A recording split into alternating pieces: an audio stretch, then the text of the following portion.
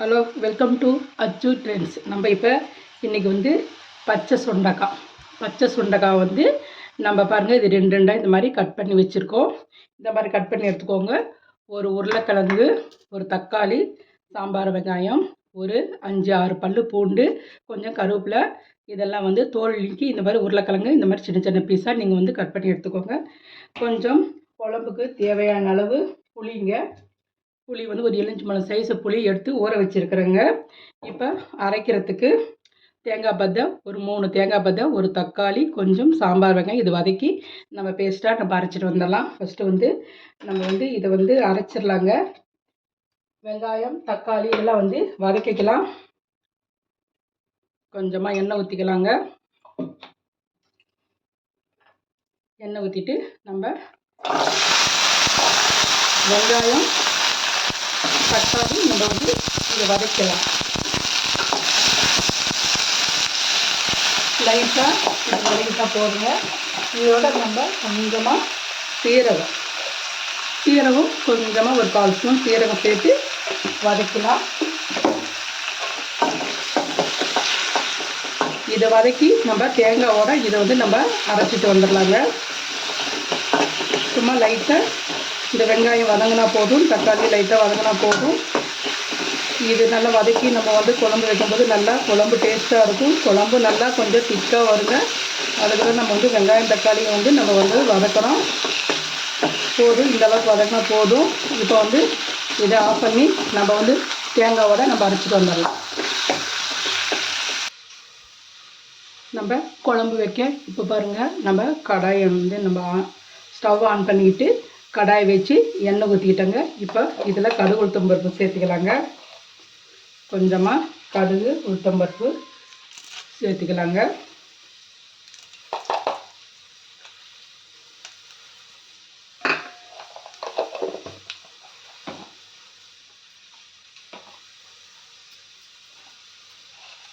வெந்தயம் ஒரு 1/4 ஸ்பூன் வெந்தயம் சேர்த்துக்கலாம். புளி குழம்புங்கிறதுனால நம்ம வெந்தயம் சேர்த்துக்கிட்டால் ரொம்ப நல்லாயிருக்கும், குழம்பு நல்லாயிருக்கும்.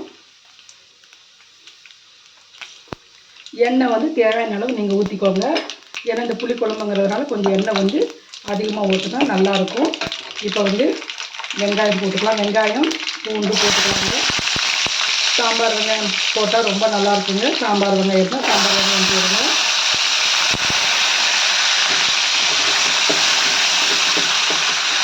நல்லா வந்து வெங்காயம் வதக்கணும். தக்காளி, ஒரே ஒரு தக்காளி கட் பண்ணி வச்சுன்னா அந்த தக்காளியும் போட்டு இதிலே நல்லா வதக்கிக்கலாம்.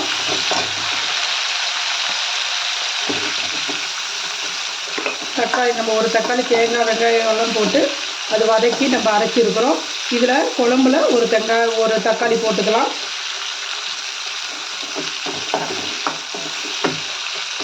நல்லா இந்த அளவுக்கு வதக்கினா போதும். இப்போ வந்து சுண்டைக்காய் கழுவி நம்ம வச்சுருக்குறோம். சுண்டைக்காய் வந்து நம்ம இந்த மாதிரி கட் பண்ணி வச்சுருக்கோம். இந்த சுண்டைக்காய் வந்து பச்சை சுண்டைக்காய் இதில் சேர்த்துக்கலாங்க.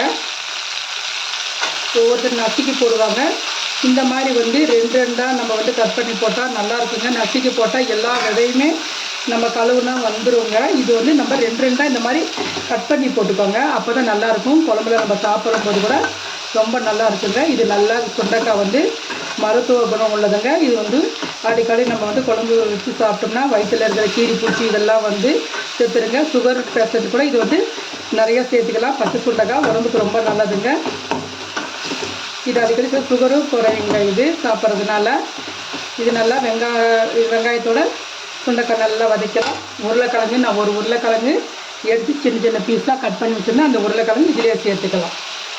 சுண்டைக்காய் மட்டுமே போட்டுக்கலாம். இந்த உருளைக்கிழங்கும் போட்டால் நம்ம இதில் எடுத்து நம்ம சாப்பிட்றதுக்கு தொட்டுக்கிட்டு சாப்பிட்றதுக்கு ரொம்ப நல்லா இருக்குங்க.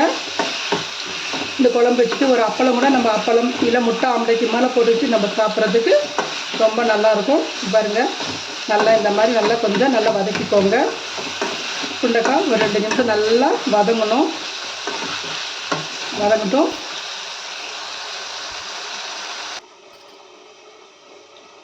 காயை வந்து 2 நிமிஷம் நம்ம வந்து க்ளோஸ் பண்ணி வச்சுருந்தோம்.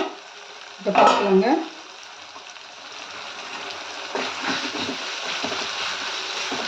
காய் பாருங்கள், வெங்காயம் தக்காளி நல்லா வதங்கிச்சு. சுண்டைக்காயும் கொஞ்சம் நல்லா வதங்கிடுச்சுங்க. இந்த மாதிரி வதங்கினா சீக்கிரமாகவும் வெந்துடும். காய் நம்ம சாப்பிடும்போது ரொம்ப நல்லா இருக்குங்க. இந்த மாதிரி வதக்கினா போதும். இப்போ இதுக்கு காரத்துக்கு நம்ம வந்து மஞ்சத்தூள் சேர்த்துக்கலாங்க. மசாலாவுக்கு ஃபஸ்ட்டு மஞ்சத்தூள் ஒரு 1/4 ஸ்பூன் மஞ்சத்தூள் போட்டுக்கலாம். காரத்துக்கு தகுந்த மிளகாத்தூள் போட்டுக்கோங்க. நான் ஒரு 3/4 ஸ்பூன் மிளகாத்தூள் போட்டுக்கிறேங்க. இது காரம் அதிகமாக இருக்கும், அதனால் ஒரு 3/4 ஸ்பூன் மிளகாத்தூள். மல்லித்தூள் வீட்டில் அரைச்ச மல்லித்தூள் ஒரு 3 ஸ்பூன் போட்டுக்கிறாங்க. ஃபுல்லாக நிறையா ஒரு 3 ஸ்பூன் மல்லித்தூள் போட்டுக்கிட்டேன். இது நல்லா ஒரு 2 நிமிஷம் இப்படி கலந்து விட்டுடலாம். எண்ணெயிலே இந்த மிளகாத்தூள்லாம் நம்ம வதக்கும் போது இந்த பச்சை வாசனை போகும், நல்லாயிருக்கும். இப்போ கலந்து விட்டுட்டோம். இதில் வந்து நம்ம அரிசி கழுவுன தண்ணிங்க. இது வந்து நம்ம சேர்த்துக்கலாம். இது சேர்த்து நம்ம கொஞ்சம் நேரம் வேகட்டும். இதில் கொஞ்சமாக நம்ம உப்பு சேர்த்துக்கலாங்க. இந்த அரிசி கழுவுன தண்ணியில் ரொம்ப சத்து நிறையா இருக்குதுங்க. இந்த தண்ணியை வந்து வீணாக்காதீங்க. நீங்கள் இது குழம்புல ரசத்தில் இதிலெல்லாம் நீங்கள் சேர்த்துக்கிட்டால் பருப்பு வேக வைக்கும் போது கூட நம்ம இந்த அரிசி கழுவுன தண்ணி நம்ம சேர்த்துக்கலாங்க. பாருங்கள், கொஞ்சமாக உப்பு போட்டுக்கிட்டோம். இந்த காய் கொஞ்சம் நேரம் இதில் வேகட்டும். நம்ம புளி ஊற்றினா காய் வேகாது, அதனால் நம்ம காய் இது கொஞ்சம் நேரம் வேகட்டும். நம்ம க்ளோஸ் பண்ணி வைக்கலாம்.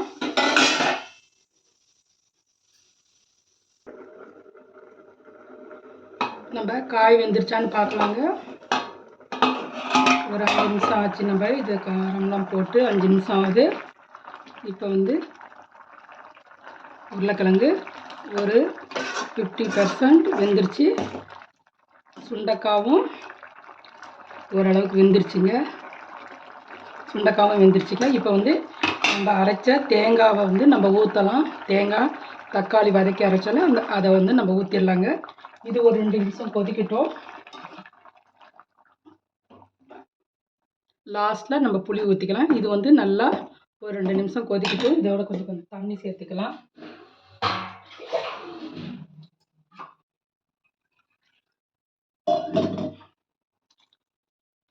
மசாலாலாம் காயில் போய் ஏறினா கொஞ்சம் நல்லா இருக்குங்க. இது ஒரு 2 நிமிஷம் இந்த பச்சை வாசனை போகிற வரைக்கும் நல்லா கொதிக்கட்டும். இதோட கொஞ்சோண்டு மல்லித்தலை கூட சேர்த்துட்டேங்க. தேங்காய் கூடவே மல்லித்தலையும் நாம் கொஞ்சம் சேர்த்துக்கிட்டோம். இப்போ இந்த குழம்பு கொஞ்சம் க்ளோஸ் பண்ணி வைக்கலாம். இது கொஞ்சம் கொதிக்கட்டுங்க. தேங்காய் ஊற்றி 5 நிமிஷம் ஆயிடுச்சுங்க. இப்போ பார்க்கலாம்.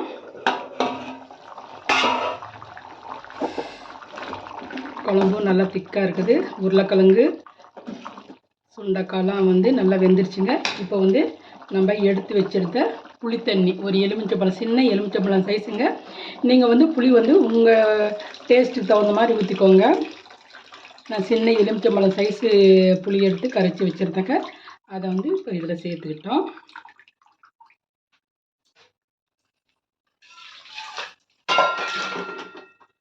இது நல்லா 5 நிமிஷம் நல்லா இந்த புளி பச்சை வாசனை போகிற வரைக்கும் நல்லா கொதிக்கிட்டோம். இப்போ உப்பு இருக்கா என்னன்ட்டு நம்ம பார்த்துக்கலாங்க. காரம்லாம் கரெக்டாக இருக்குது. உப்பு மட்டும் கொஞ்சம் செக் பண்ணிக்கலாம். உப்பு பத்தாமல் இருக்குங்க. கொஞ்சம் உப்பு போட்டுக்கலாம். பாருங்கள், ஃபஸ்ட்டு கொஞ்சம் போட்டோம், இப்போ கொஞ்சம் உப்பு உங்களுக்கு டேஸ்ட் தகுந்த மாதிரி நீங்கள் கூடி குறைச்சி போட்டுக்கோங்க. இது நல்லா கொதித்து நல்லா எண்ணெய் பிரிஞ்சு வரும். அப்புறம் ஆஃப் பண்ணிக்கலாம். இந்த அளவு திக்னஸ் இருந்தால் போதும். நம்ம ஊற்றி சாப்பிட்றதுக்கு கரெக்டாக இருக்கும். கொதிச்சா நல்லா கொஞ்சம் கெட்டியும் ஆகுங்க. நம்ம தேங்காய்லாம் ஊற்றிருக்கலாம், அதெல்லாம் கொஞ்சம் கெட்டியாகும். இப்போ ஒரு 5 நிமிஷம் நல்லா கொதிக்கட்டும். காய் நல்லா வெந்துருச்சு, சுண்டைக்காவும் நல்லா வெந்துருச்சுங்க. இந்த புளி பச்சை வாசனை போகிற வரைக்கும் கொஞ்சம் நல்லா கொதிக்கட்டும். இப்போ தட்டை எடுத்து நம்ம க்ளோஸ் பண்ணி வைக்கலாம். பாருங்கள், குழம்பு நல்லா கொதித்து நல்லா சுண்டிடுச்சு. இப்போ நம்ம ஸ்டவ் ஆஃப் பண்ணிட்டோம். ஆஃப் பண்ணிவிட்டு பாருங்கள், சுண்டைக்காய் குழம்பு, உருளைக்கிழங்கு சுண்டைக்காய் குழம்பு சூப்பராக ரெடி ஆகிடுச்சு. நல்லா கெட்டியாக நல்லா திக்காக இருக்குங்க. இந்த அளவுக்கு திக்காக இருந்தால் ரொம்ப நல்லாயிருக்கும். சூப்பரான சுண்டைக்காய் குழம்பு ரெடி. செஞ்சு பார்த்துட்டு இதே மாதிரி செஞ்சு பார்த்துட்டு எப்படி இருக்குன்னு எங்கள் சேனலுக்கு கமெண்ட் பண்ணுங்கள், ஷேர் பண்ணுங்கள், சப்ஸ்கிரைப் பண்ணுங்கள். ஓகே, பாய்.